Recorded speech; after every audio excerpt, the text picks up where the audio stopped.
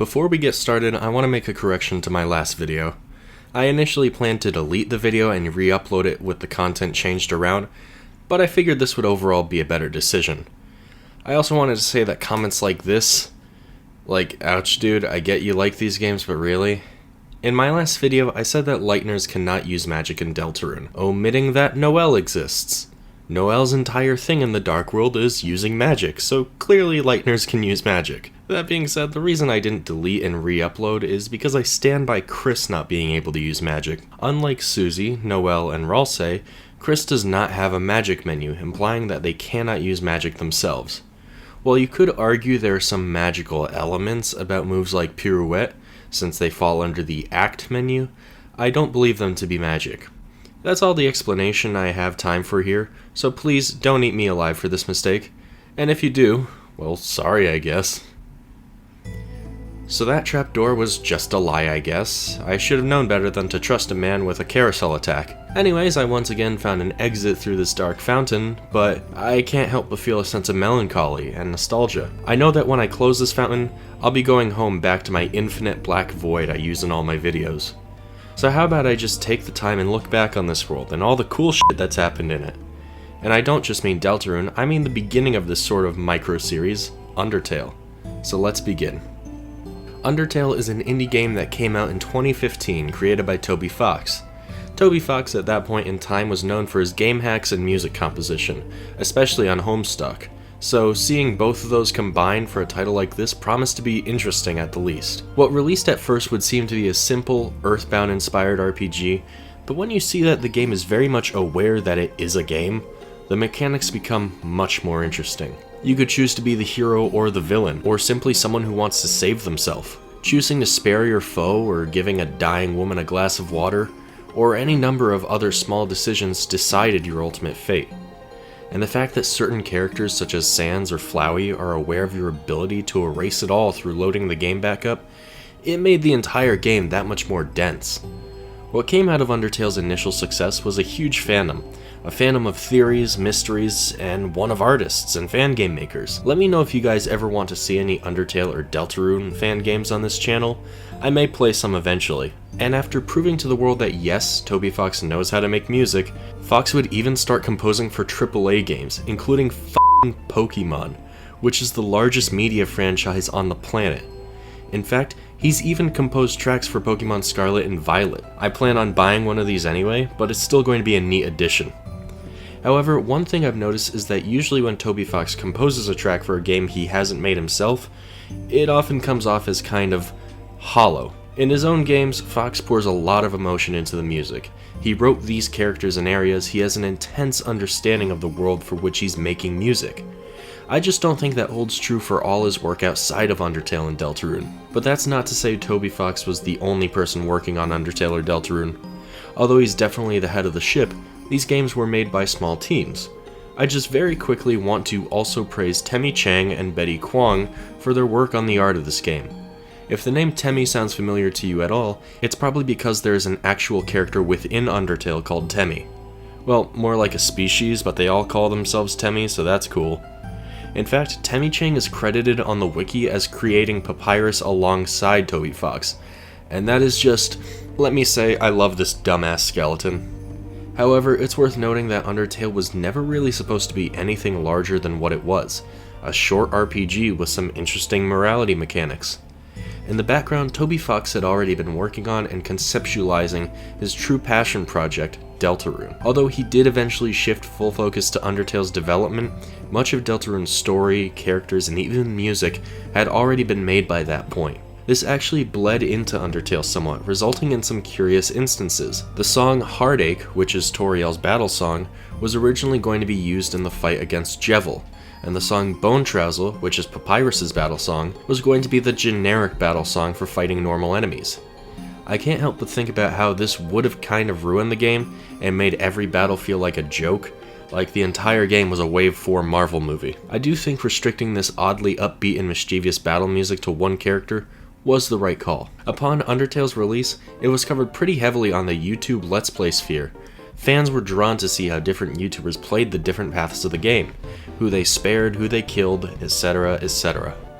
Couple that with the game's high difficulty, and you have an easily accessible RPG with challenging but fun bullet hell mechanics, a banging soundtrack, and a branching storyline that almost seems tailor-made to the individual who plays it. It's no surprise that the game was such a massive success, spawning fan art, fan games, fan animations, and all sorts of other fan creations, including this picture of Sans with a hot dog, which is the best fan art I've ever seen of anything ever. I'd say the true peak of Undertale's popularity, and a true indicator of its cultural impact, was when Sans became available as a Mii costume in Super Smash Bros. Ultimate, along with a remix of Megalovania. By the way, this is like the best version of that song. For some reason it also incorporates Asgore and Toriel's leitmotifs towards the back half, which is just a really cool nod to characters who weren't able to appear physically. But what was the game itself like? For this video, I'm going to be covering the pacifist route, as this is the canon route of the game. However, there are several other routes, but I don't intend on covering those very heavily, because this video would be way longer for no real reason. I will talk about the ending of the genocide route since that is considered important, but I won't be covering much else. So let's start. When the game begins, we're told of a child falling into the underground after climbing Mount Ebott. Where is Mount Ebott? Oddly enough, the character in Vegetoid seems to imply it's in the United States, so that's cool.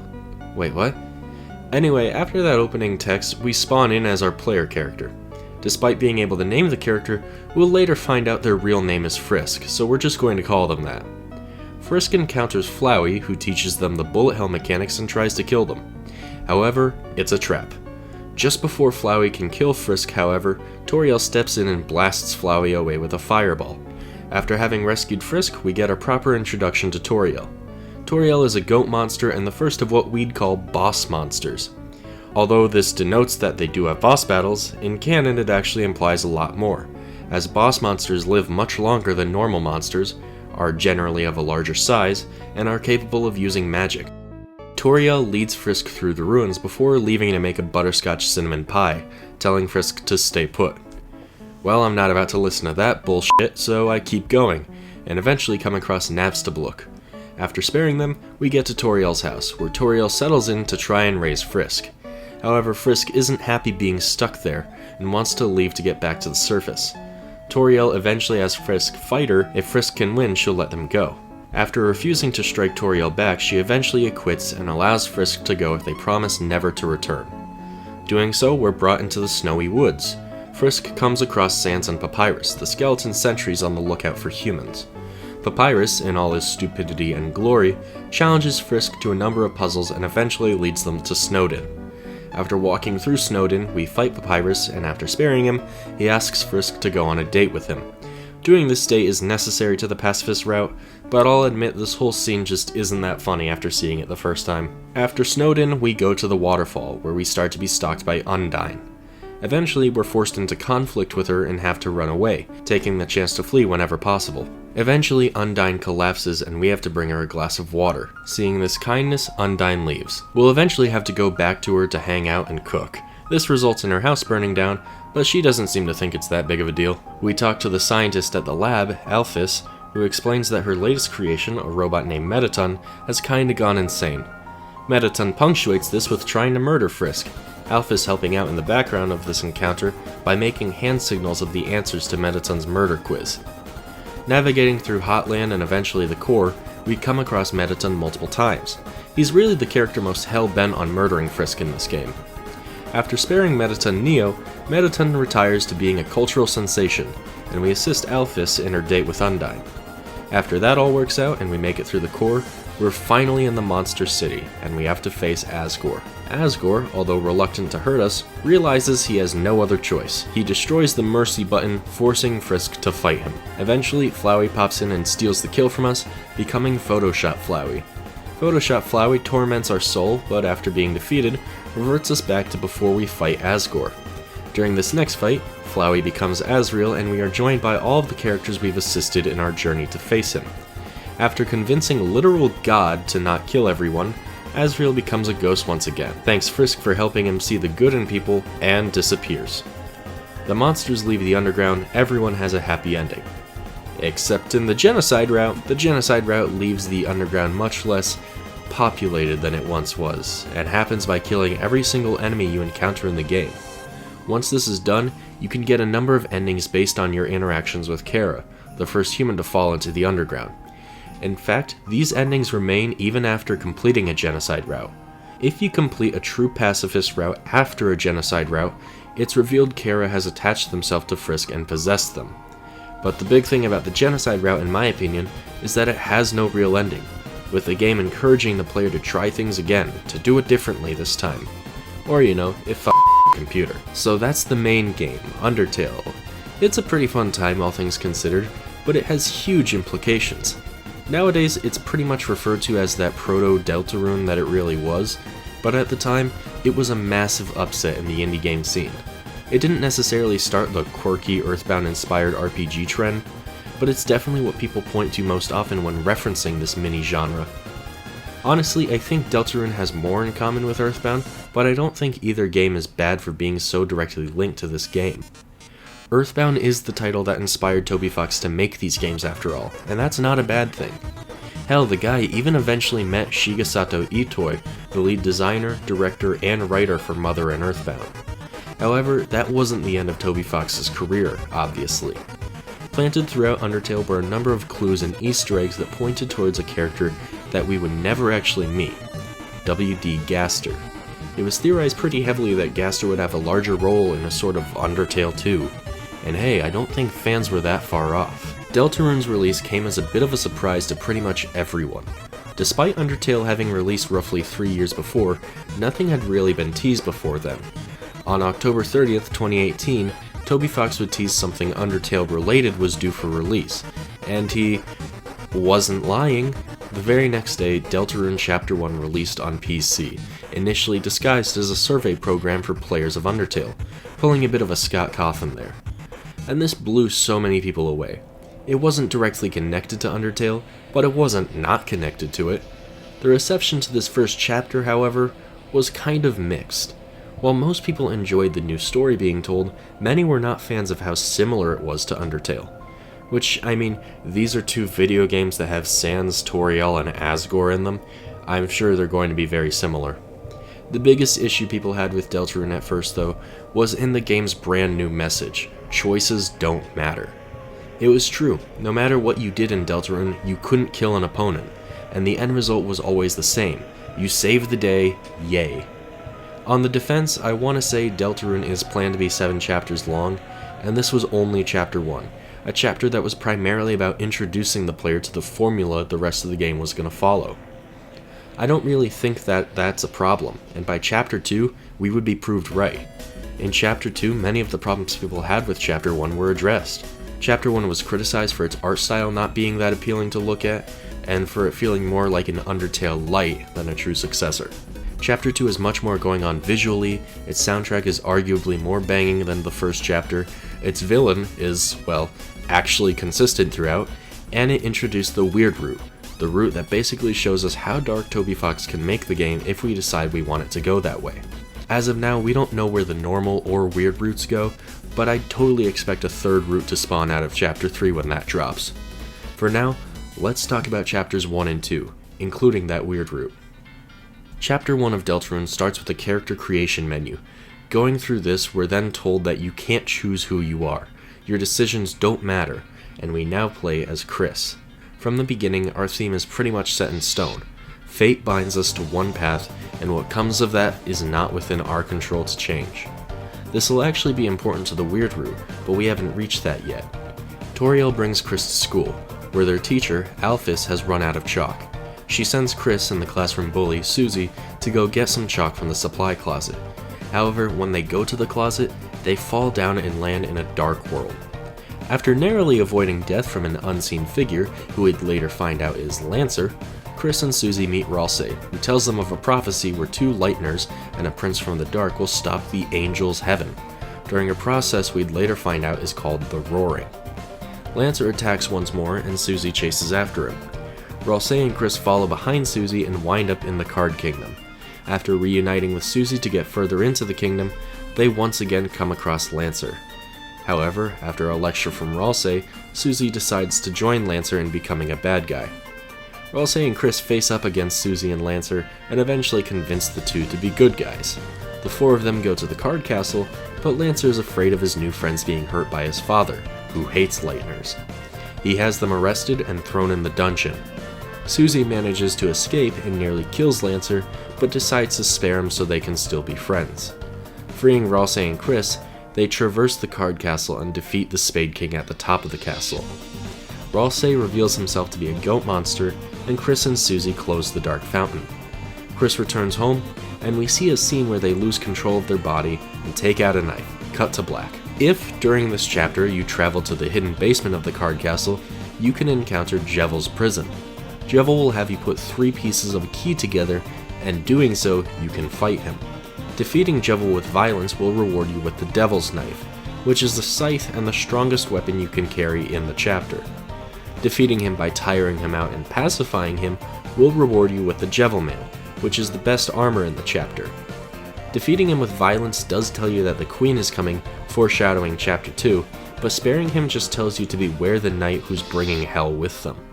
Overall, Chapter 1 was a bit simple for someone who may have enjoyed the hell out of Undertale, but it's still a fun challenge, and I honestly think you can enjoy it without having played Undertale. Playing Undertale first basically amounts to you being able to recognize certain characters, such as Alphys or Burger Pants, although now he's called Pizza Pants. There's a lot to do in both the Dark World and Hometown, which is honestly one of the most underrated portions of the game. Unlike the Dark World, Hometown is much more of a vibe of an open world. You can visit almost anywhere and talk to anyone. The fact that you're never pointed in any specific direction as well is also really cool. Talking to Asgore, he'll ask you to bring a bouquet of flowers home to Toriel to try and win her back, but you can actually choose to do a couple things with this bouquet. You can give them to Toriel, but she'll just throw them out. Alternatively, you can go give them to Alphys, and she'll go pretty red in the face about it. It actually seems like she has a bunch of these bouquets already, probably from Toriel throwing all the flowers out and them winding up in the alley outside of Alphys' apartment. And that's just one of the cool sequences you can go through. You can visit Noelle and Rudy in the hospital, talk to Father Alvin, encounter Onion-san, really just do whatever you want. If there's one thing Deltarune is not short on, it's things to do. Hell, I still haven't 100%ed either chapter, as there's always new stuff to find out. But now let's look at Chapter 2. Chapter 2 begins with Chris once again getting ready for school, after it's revealed Chris ate an entire pie on their own. Honestly, this might be the most relatable Chris ever gets. Cherish this moment. Chris goes to school with Toriel once again, and Alphys tells the class that they are going to be working on group projects.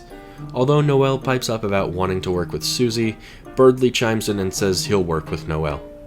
Chris and Susie get paired up together and they return to the Dark World, where Ralsei shows how all the Card Kingdom characters they spared now live in the Castle Town. Chris and Susie eventually have to leave and they go to the library to study. Susie instantly gets bored of this idea and goes into the computer room to play space pinball, only for them to find out the computer room has become the entrance to a Dark World. Chris and Susie jump in, Ralsei shows up behind them, and they go off to close the Dark Fountain. They come across Noelle being captured by Queen, with Queen's goal to be to make her a willing servant. She calls everyone peons, and off she goes. The trio make their way through the cyberworld, where they get stopped by Sweets, Cap'n, and KK. After winning a dance-off, they make their way through the cyberfield and find themselves on the way to the city. Boarding a roller coaster, Birdly and Queen arrive for battle. After knocking Birdly off his coaster and subsequently crashing, the heroes land in the trash heap. They make their way through the city and split up, leaving Chris on their own. Eventually, Chris finds Noelle on the run from Queen and Birdly, and agrees to stay with her. It's at this point you can choose to do the weird route, but as far as anyone can tell, that route is not canon. More on that later. Chris and Noelle eventually encounter Queen and Birdly again, blah blah blah. Honestly, I'm not the biggest fan of this middle chunk of Chapter 2. Chris will eventually fight Spamton, and sparing him is integral to facing the secret boss later. Finally, Chris, Susie, Ralsei, and Noelle are reunited and go to the castle, where they are immediately captured and Queen betrays Birdly. After busting out of Queen's cells, Chris, Susie, and Birdly go off to find Noelle and Ralsei.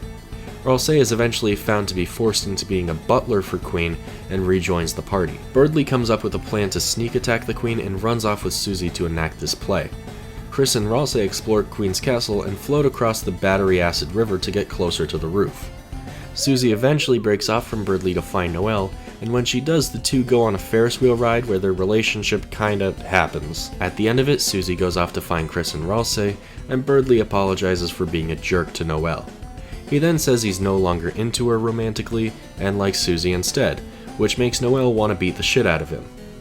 Chris, Susie, and Ralsei finally make it to the roof, where they find Queen waiting. Queen has recaptured Noelle and Birdly, turning Birdly into a wire slave. Defeating Queen here, Birdly is injured but still capable and rests. He'll be important in a bit. Chris, Susie, and Ralsei find Noelle strapped to a giant hand, and after freeing her, the three are sent flying off the building by the giant Mecha Queen. Birdly swoops back in to save the three of them in a flying coaster, and along with all the characters from that chapter you recruited, helps you make your own mech. You use this mech to defeat the Mecha Queen in gameplay that less resembles the bullet hell formula and starts to resemble Punch-Out. After beating the Queen here, Ralsei explains that Queen cannot open any more dark fountains or it would bring the end of the world. Queen submits and lets everyone go. Chris and Susie go off to close the dark fountain and they're brought back to the computer lab. The four Lightners wake up and Noelle and Birdly are convinced that what they just went through was a dream, and they go home. You can choose to go home now, or return to the Castle Town Dark World, where you can see all your new recruits. However, once you leave the cyberworld, you will not be able to return to it. So with that being said, I have not yet covered the secret boss or weird route. The secret boss is encountered after sparing Spamton. If you go to his shop in the trash heap, you can buy an item named Keygen, which you will need to use in the Queen's Castle. Going back to the castle, you can use it to open this secret path to the basement. Going down here, you can find an empty Neo body that resembles Mettaton Neo from Undertale. Interacting with this will allow you to take an empty disc out. You bring this disc back to Spamton and he closes down his shop forever. Going back to that area, you put the disc back into the body and on your way out, Spamton will start to speak with you. He thanks you for putting him into this new body, and the battle begins. You can choose to fight him or spare him, but the result is ultimately the same. Spamton's strings snap, and he's unable to move, powering down for good. You can once again get a couple different items from this encounter. In my case, I received his glasses, which increases the amount of money you earn from a battle. And now for the weird route. The weird route has another way you can fight Spamton Neo, but honestly it's not as exciting as you might think it is. The weird route begins after reuniting with Noelle as Chris.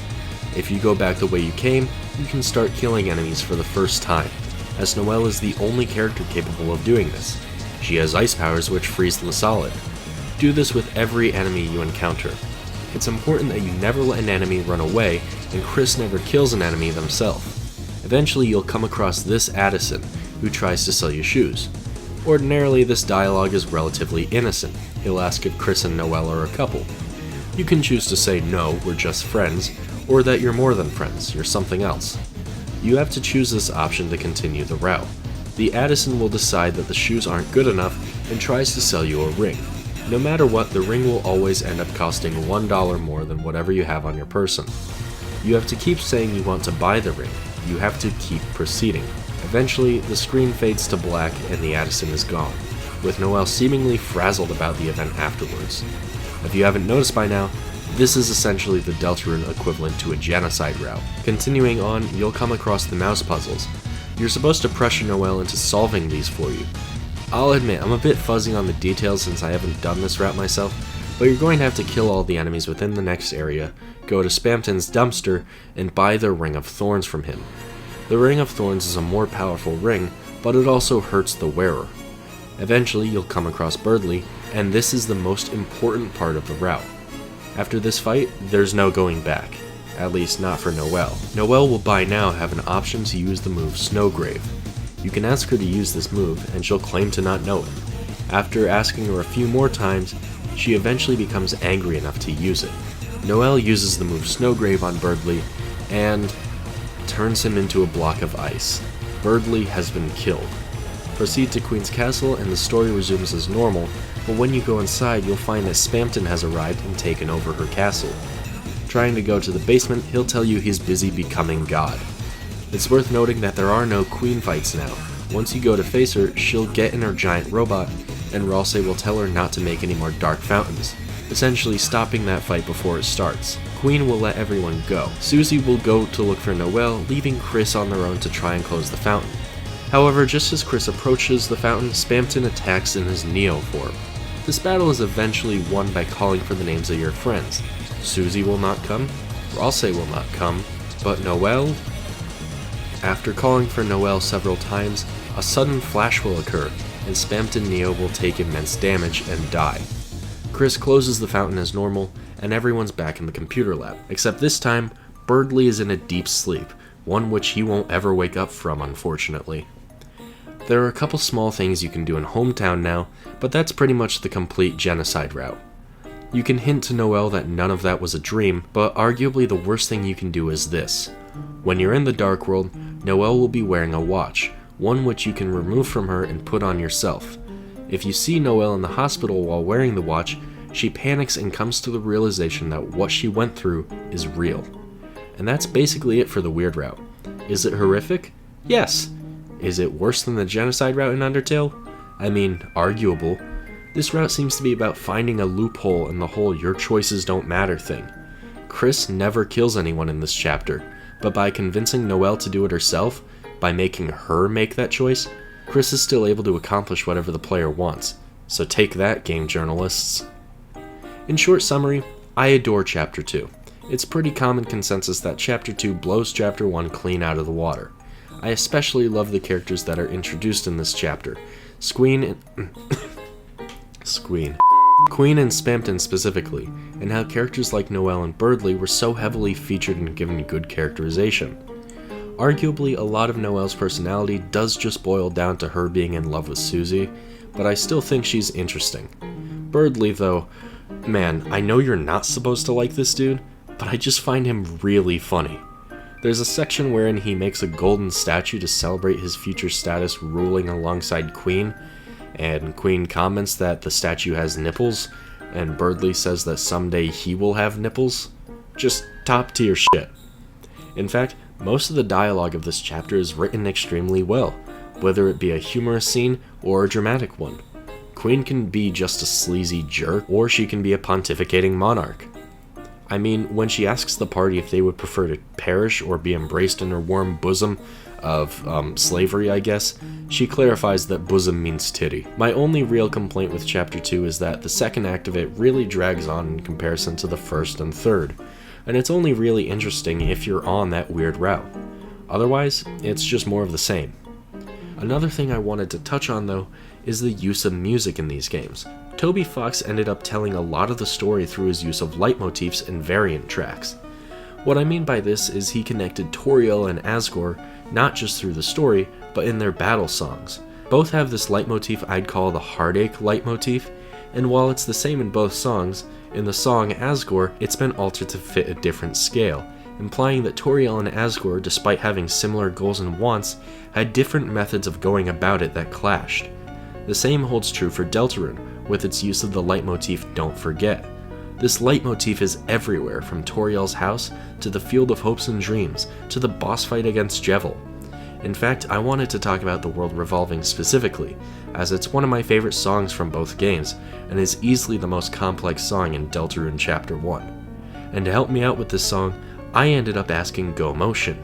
Gomotion has remixed this very song before, as well as Now's Your Chance to Be-a from Chapter 2. I would highly recommend you give a listen to either, or preferably both. So after asking what Gomo's thoughts were on this specific song, this was her response.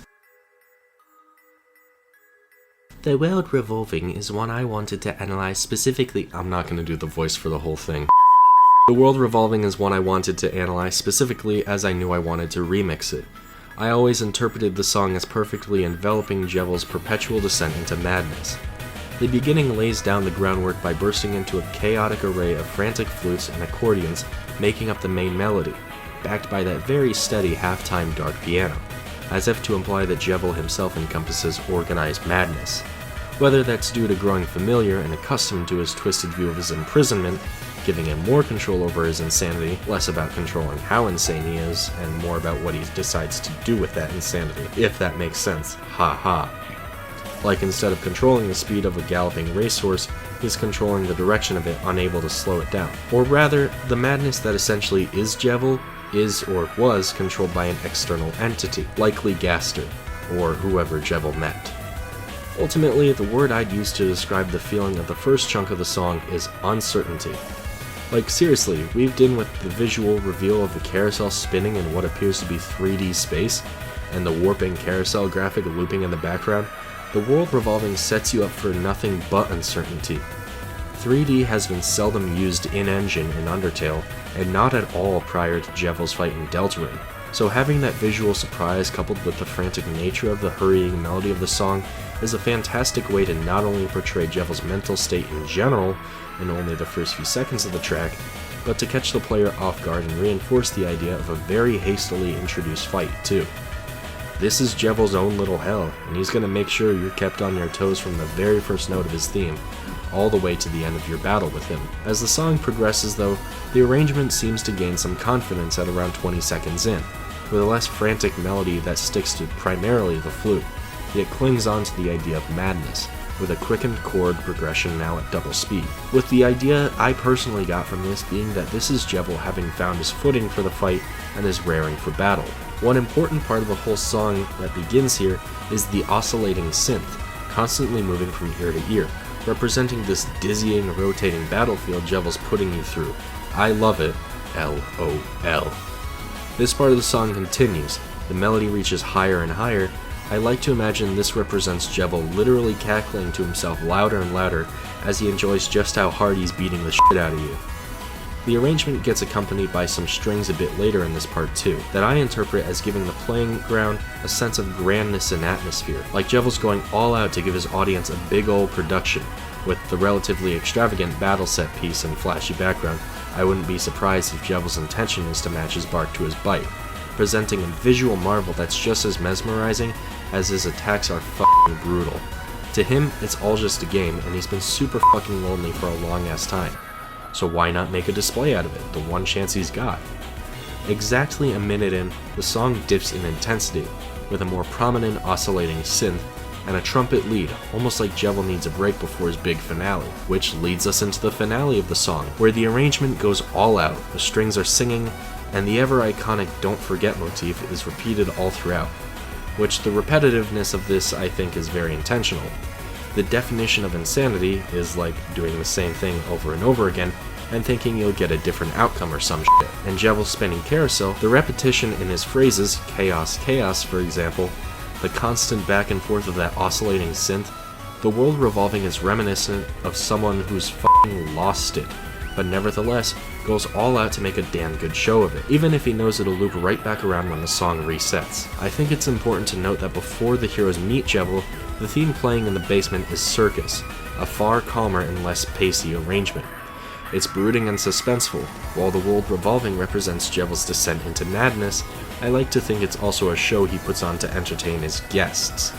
Although I don't know shit about music theory, this is all just my interpretations of the world revolving, Lamau. Though I did watch a few fucking YouTube videos the other month that went over some weird music theory stuff, like how some of the classic Sonic music does a fantastic job at storytelling. It's interesting, but that's my frantic analysis of the world revolving. I think Toby Fox does a sick job at doing this kind of thing all the time though. Motifs and the likes are imperative to his work, and I think he's a very smart dude that ends up crafting some really fantastic themes for characters, especially bosses. Like for example, Mettaton EX's theme blatantly incorporates motifs from another medium, Core, It's Showtime, Metal Crusher, Alphys, etc. Even the way those motifs are arranged within the songs are enough to tell a story about a certain character.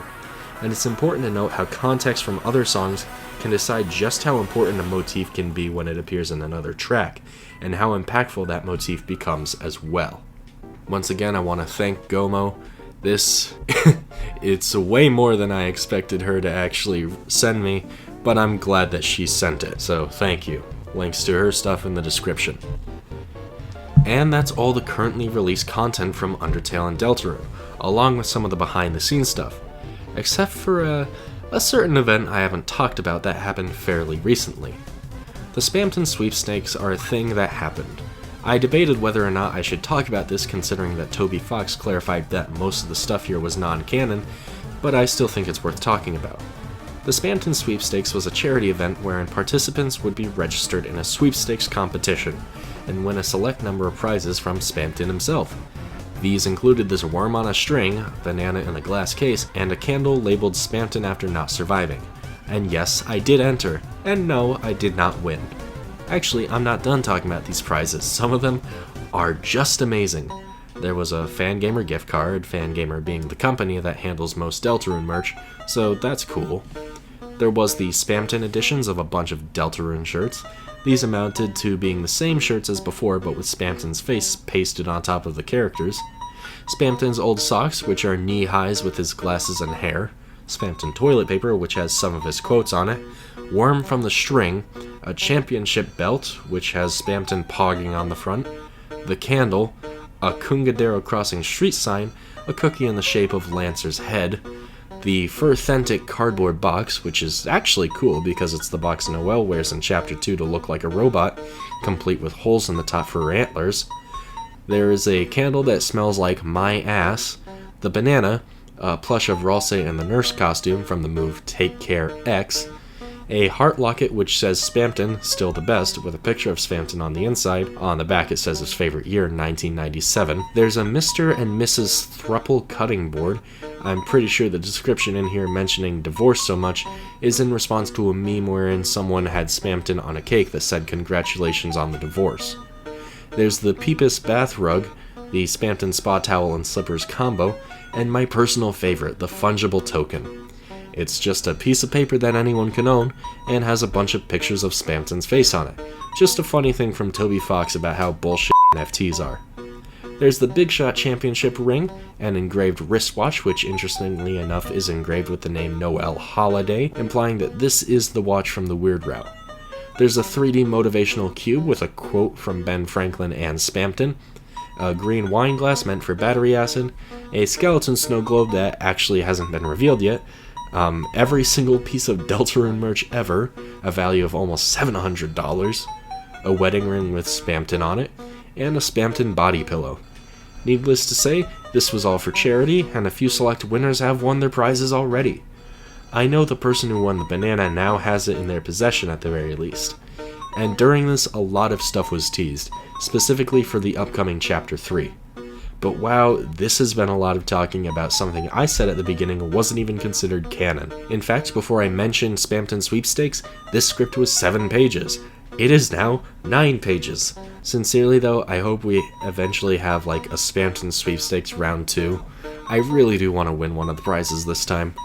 I walked away from this with nothing but the knowledge that someone out there is getting a Spamton wedding ring in the mail.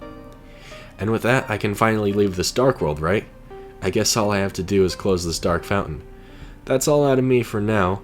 I promise I will eventually be talking about FNAF again, just as soon as I, handle this threat to humanity. That's all out of me. I'm DMuted. Be sure to like, subscribe, and share this video around. Peace.